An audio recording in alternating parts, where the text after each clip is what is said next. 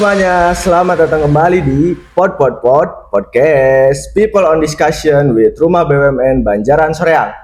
Nah, podcast di mana tempat kita ngobrol santai tapi penuh makna nih bersama para pelaku UMKM yang seru, informatif dan juga inspiratif dari berbagai sudut pastinya teman-teman.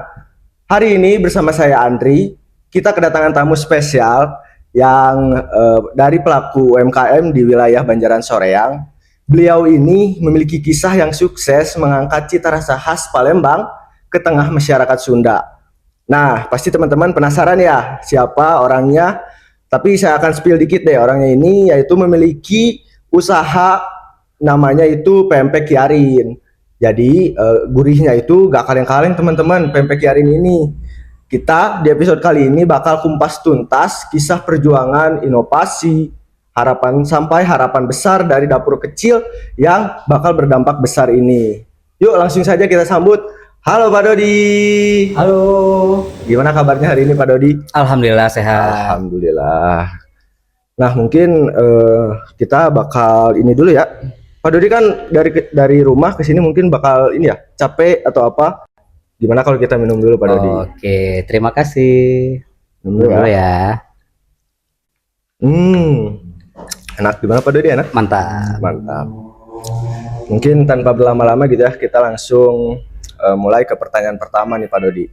Pak Dodi boleh gak sih cerita sedikit gimana pempek Kiarin ini awalnya tuh gimana tuh Pak? Oke, perjalanan pempek Kiarin ya. Pempek Kiarin ini berdirinya itu pada tahun 2019 akhir lah, Desember gitu tepatnya. Terus baru mulainya itu di Januari 2020. Nah, itu kenapa pempek Kiarin? Pempek Kiarin ini jadi terciptanya itu tentang problem-problem, masalah-masalah ya, di sekitar gitu. Yang mana susahnya mendapatkan pempek dengan cita rasa yang otentik di Kota Bandung atau sekitarnya kayak gitu.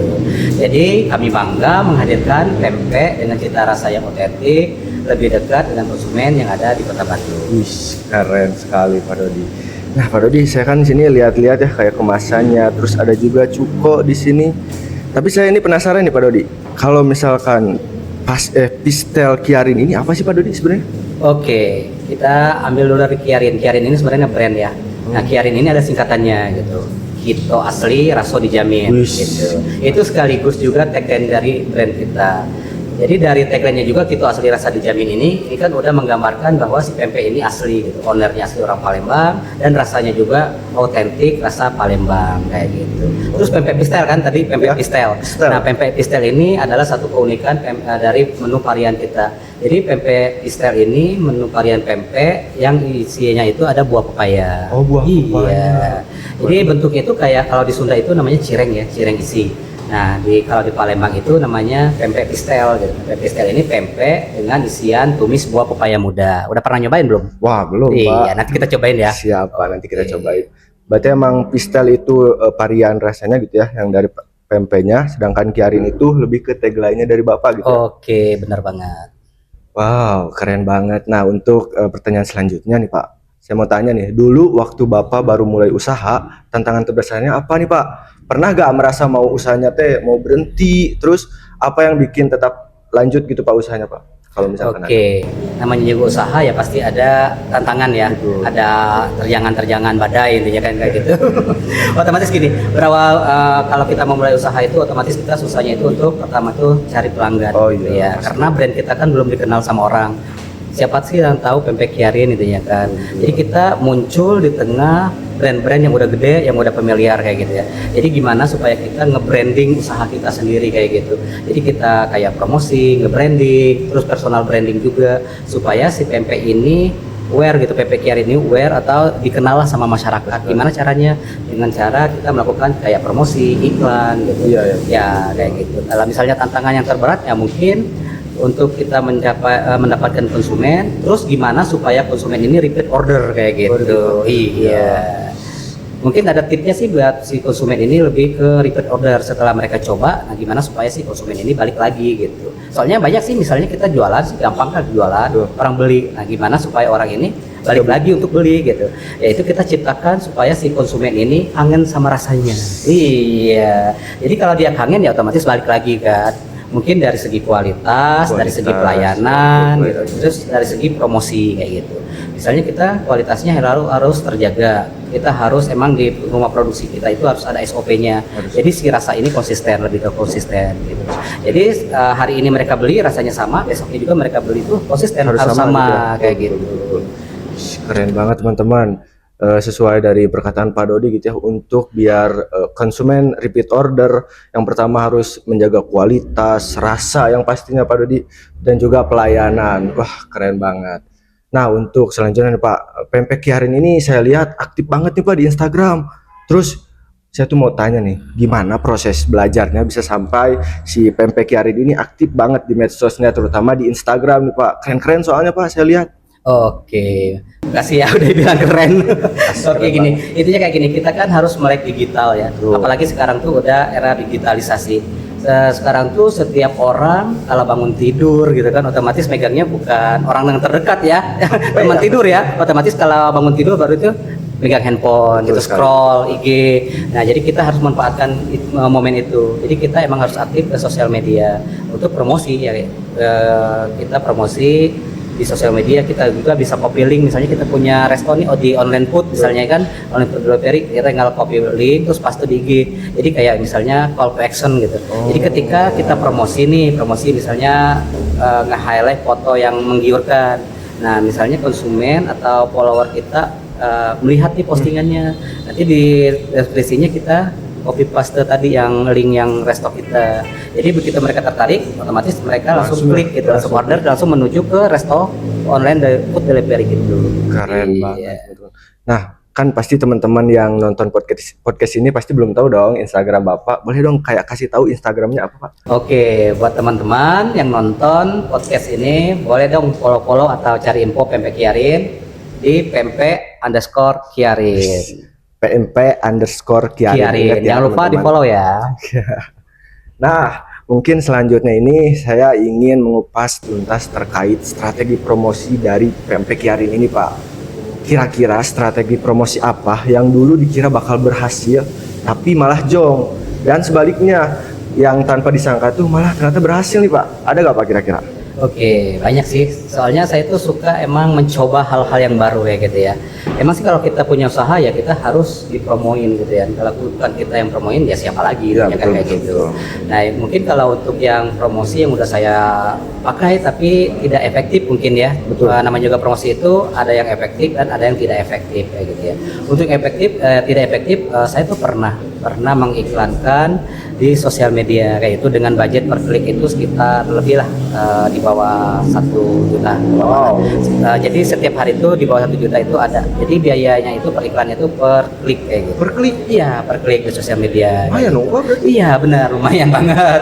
Tapi menurut saya itu saya coba kan trial and roll itu selama 1 bulan selama 1 bulan. Tapi saya rasa tidak efektif gitu ya. Mungkin kalau untuk iklan atau promosi yang tidak efektif dari brand saya yaitu ya dari awal-awalnya kayak gitu.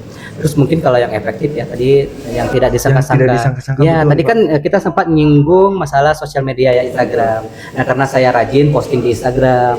Nah, banyaklah berdatangan kalau kayak influencer, kayak KOL kayak gitu ya. Nge-DM nih untuk nge-review brand atau makanan yang saya punya kayak gitu ya. Terus mereka DM tapi saya pilih-pilih gitu ya. Oh, pilih-pilih. Iya, pilih-pilih juga. Jadi nggak semua yang nggak DM ya nggak asal pilih gitu ya. Jadi saya pilih-pilih nih dari semua yang nggak DM itu, yang mau nggak review ya saya pilih, saya cek dulu IG mereka siapa, follower mereka siapa, terus lokasi mereka ada di mana. Jadi misalnya kalau relevan sama usaha saya kayak misalnya di bidang kuliner ya baru saya kerjasama. Itu tidak sangka sih, mereka yang menawarkan, saya tidak bayar, cuman barter lah itu. Barter, saya ngirim produk sama mereka, terus mereka review di IG ya, di sosial media mereka, di IG sama di TikTok kayak gitu. Alhamdulillah dari review mereka itu kayak viewernya gitu ya, bukan followernya, viewernya meningkat. Terus follower saya juga menambah gitu kan, menambah. Terus orderan juga ada gitu ya. Bahkan dari kolaborasi sama influencer itu saya bisa mendapatkan alhamdulillah peningkatan sampai 200%. Iya, terus pernah yang nge-DM, Pak ini bisa nggak buat frozen food nih, frozen food. Ya, saya lihat postingan ini ada frozen foodnya dari ULL ini ya. Ternyata si yang pesan ini followers ULL tersebut kayak gitu. Jadi mereka mau pesan langsung ke DM admin saya. Terus mereka pesan, alhamdulillah sekarang rutin gitu pesannya. Iya, untuk pempeknya yang frozen itu. Jadi setiap mereka mau bawa, mereka kan orang Palembang nih, orang Palembang asli. Karena ini kan makanannya otentik ya. Betul. Jadi mereka udah pernah nyoba. Terus mereka itu kalau misalnya pulang ke Palembang, itu mereka nggak bawa pempek dari Palembang intinya kayak gitu. jadi buat oleh-olehnya itu mereka Langsung beli ke saya. Jadi misalnya mereka dari Palembang, nanti mereka posisinya di Palembang tuh mesan nih, Pak bisa siapin nggak tanggal sekian misalnya 20 Pak ya 20 pack ya untuk oleh-oleh, tapi jangan kasih misalnya rumah produksinya di mana. Jadi polosan aja kayak with label kayak gitu ya, with label. Jadi biar mereka tuh seolah-olah ngambilnya dari Palembang. Karena si konsumen ini udah tahu kan cita rasanya gimana. Emang identiknya emang rasanya emang otentik Palembang banget kayak gitu. Keren banget teman-teman. Aduh jadi lapar nih Pak. Misalkan. Boleh nanti dicobain ya. Betul ya Pak, nanti kita cobalah pempek Kiari ini kayak gimana rasanya. Dan nih untuk pertanyaan selanjutnya itu, nah Pak, ada gak sih inovasi rasa atau kemasan yang pernah dicoba dan berhasil banget nih Pak? Oke, pertama kita bahas dulu inovasi rasa ya. Iya. Saya itu sebenarnya punya second brand ya. Second brand saya itu namanya itu Cireng Isi Mercon. Cireng isi Iya, tapi ini uniknya si Cireng Isi Mercon ini hadir konsumennya terlebih dahulu sebelum produknya ada. Aneh kan? Nah, jadi pempek pistel ini yang tadi yang kita bahas tadi kan pempek pistel ini pempek dengan isian tumis buah pepaya muda. Nah, jadi si pempek ini ternyata pempek pistel ini kalau di Sunda itu mirip cireng kayak gitu. Iya, mirip cireng. Jadi ada satu ketika ada konsumen datang gitu ya, datang ke lokasi saya, terus katanya Pak mau beli cireng isi. Cireng isi, padahal saya nggak punya cireng isi kan. Iya, ternyata sih pas saya browsing, cireng isi itu emang bentuknya mirip banget sama si pempek kates ini, pempek kates atau pempek pistel kayak gitu. Akhirnya saya browsing, kebetulan emang ada ini tim produksi saya itu emang asli orang Palembang sebagian, terus ada juga sebagiannya orang Palembang, terus istri saya juga kebetulan orang Sunda ya, orang Sunda. Nah kebetulan mereka tahu cireng itu, oh ternyata emang bener mirip pempek pistel. Akhirnya inovasi produk gitu, jadi si pempek pistel ini kita inovasi ke cireng isi gitu. Nah cireng isi ini juga kita memiliki 6 varian rasa, dari ayam pedas, jadul pedas, keju, ati ampela pedas, sampai ada ayam original. Pokoknya 6 varian rasa. Alhamdulillah sebelum emang sih produknya kan belum ada, tapi konsumennya udah ada. Ini kan menjanjikan banget ya. Iya benar, menjanjikan banget. Akhirnya kita hadirkan nih, tapi dengan brand yang berbeda. Biar apa? Biar si konsumen ini lebih aware. Jadi kalau misalnya pengen pempek, kalau misalnya pengen pempek pistel versi cireng ya namanya beda lagi kan brandnya. Jadi si cireng isi mercon tadi kayak gitu. Itu sebulan kita mendirikan pempek itu alhamdulillah omsetnya itu bisa mencapai sama dengan pempek brand yang pertama gitu. Yang bener Pak? Iya benar. Terus kita juga jual cireng ini bukan cireng yang menengah ke bawah ya, kita menengah ke atas. Yang biasanya cireng itu di pinggir jalan tuh 1.000 ya, kita jualnya itu 5.000 satu piecesnya. Satu piecesnya. Iya, satu piecesnya. Cuman kita berani ngejamin dari segi kualitas dan rasa. Kayak isinya juga kita full yang nggak sedikit kayak gitu. Kalau nggak salah pernah dibawa ya waktu itu? Pernah banget. Pernah nyoba kan? Pernah nyoba sekali, enak sekali. Terus itu kan dari segi produk ya. Terus dari segi kemasan ya. Betul. Oke, kita kan pertama kan kita jualannya emang yang cepat saji ya. Cepat saji, terus emang siap santap lah kayak gitu. Terus ya tadi ada konsumen yang memang buat oleh-oleh, terus buat bawa ke kampung halaman, atau buat ngirim orang-orang yang tersayang, terdekat kayak gitu ya. Akhirnya kita inovasi nih dari yang siap santap juga, akhirnya kita menghadirkan pempek dengan yang frozen food. Kayak gini kan ada yang kemasan yang ini, yang frozen food. Ini kekuatannya kalau misalnya di frozen itu bisa nyampai 1 bulan. 1 bulan? Iya, 1 bulan. Tapi kalau di suhu kulkas ya, yang di bawah itu bisa nyampai 2 minggu juga kuat. 2 minggu. Iya. Tapi ini cepat saji juga sih frozen. Jadi misalnya mereka pengen stok makanan, jadi tinggal stop aja pempek Kiarin kayak gitu. Iya, jadi tinggal kalau misalnya mau cepat, misalnya di rumah punya microwave ya tinggal dipanasin terus digoreng kayak gitu. Kalau misalnya punya waktu lebih ya bisa sih misalnya dari freezer kita turunin dulu di suhu ruangan sampai si pempeknya itu agak lembut ya baru digoreng. Jangan digorengnya tuh pas beku-beku gitu. Takutnya di luarnya udah mateng tapi di dalamnya masih beku kayak gitu. Iya, itu berarti inovasi dari produk dan Kemasan inovasi juga dari kemasan. kemasan. Keren banget teman-teman. Gila, aduh, aduh maaf. Keren banget gitu teman-teman, inovasi produk dan juga kemasan dari pempek Kiarin ini. Nah Pak, selanjutnya nih Pak, kan Bapak ini udah jadi binaan rumah BUMN ya Pak. Oke. Kira-kira sejak jadi binaan rumah BUMN, hal apa yang paling dirasakan nih Pak manfaatnya? Waduh, banyak banget nih manfaat Banyak bergabung di rumah BUMN Telkom Banjaran Soreang ya. Oke, yang pertama mungkin dari segi legalitas ya. Mungkin dulu tuh saya sempat bingung nih, gimana sih cara ngurus legalitas? Oh iya, Ngadunya ke siapa? Terus prosesnya gimana? Nah, akhirnya kan saya cari-cari informasi dari teman-teman sesama UMKM ya. Semua. Akhirnya dapatlah gitu ya rumah BUMN Telkom. Akhirnya saya DM gimana sih cara bergabung ke rumah BUMN kayak gitu ya. Akhirnya sama adminnya tuh dibalas tuh di IG-nya gitu kan. Suruh ngisi formulir ya. Akhirnya saya isi formulir gitu ya. Akhirnya singkat ceritanya udah bergabunglah di rumah BUMN kayak gitu. Terus tanyain gimana cara bikin NIB, terus gimana cara bikin halal. Alhamdulillah di sini gitu kan di rumah BUMN ini teman-teman pelaku usaha UMKM gitu difasilitasi untuk legalitas secara gratis. Itu dari legalitas ya.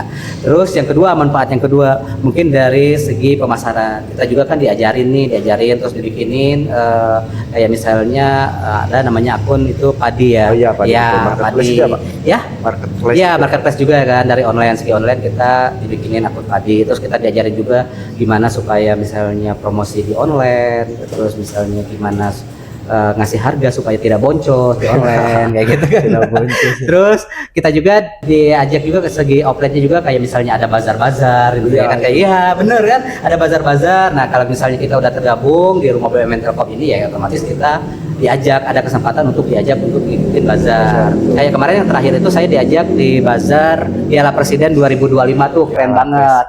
Omsetnya juga keren tuh selama 4 hari bisa naik 200% kan. Wow, Iya, 200%? iya. Nah itu setiap hari tuh selama 4 hari itu alhamdulillah selalu sold out gitu. Selalu sold out. Iya.